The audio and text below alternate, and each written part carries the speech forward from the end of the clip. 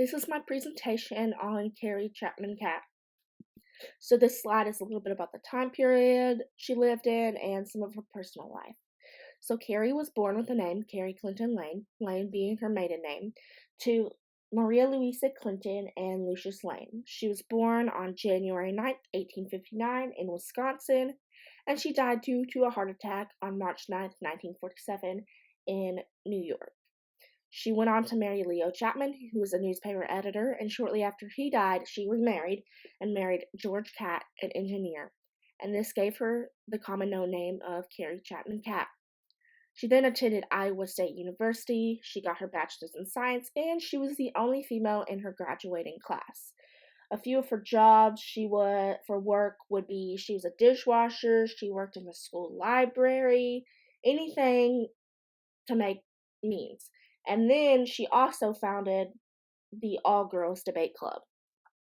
During her life, she was an inspiration to many different people, but obviously women especially.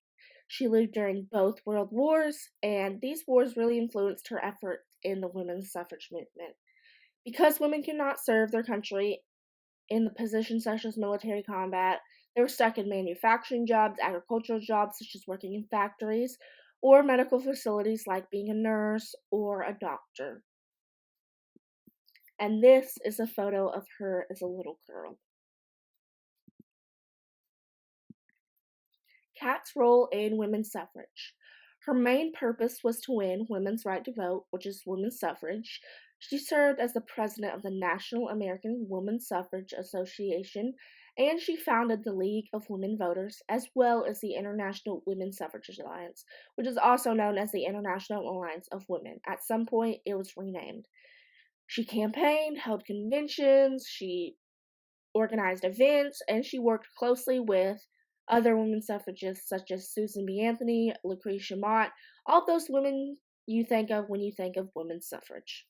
And this is some of those ladies pictured below. And this quote really embodies what she stands for, what she was fighting for. It says, "In the adjustment of the new order of things, we women demand an equal voice. We shall accept nothing less." When it says we women demand an equal voice, it really means she is reiterating her point that women don't want to be better, they just want to be equal. They just want to have those equal rights to men, such as the right to vote.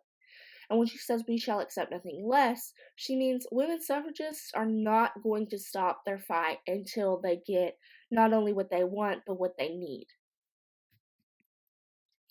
Here is some of her influence, like awards she received, how she impacted others. So she was honored by Franklin Roosevelt, the president at the time, for her peace activism.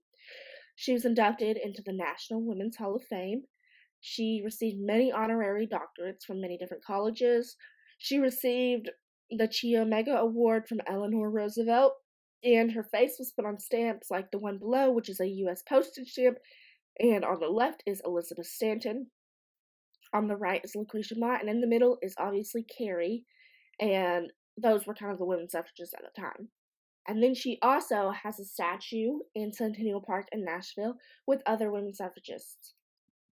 And this is that statue. It was moved earlier, or not earlier, but in the middle of 2020, and some of the women were put together.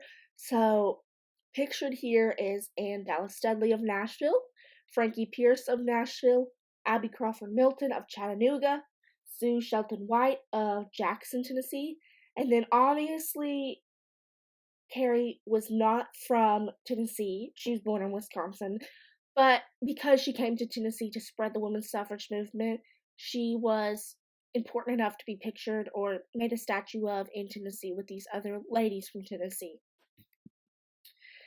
And I think it's pretty obvious why she's important, but to reiterate, her involvement in the women's suffrage movement led ultimately to the ratification of the 19th Amendment. It would be hard to say whether the 19th Amendment would have been ratified without her. We will never know, but she played a very big role in it. And that's it.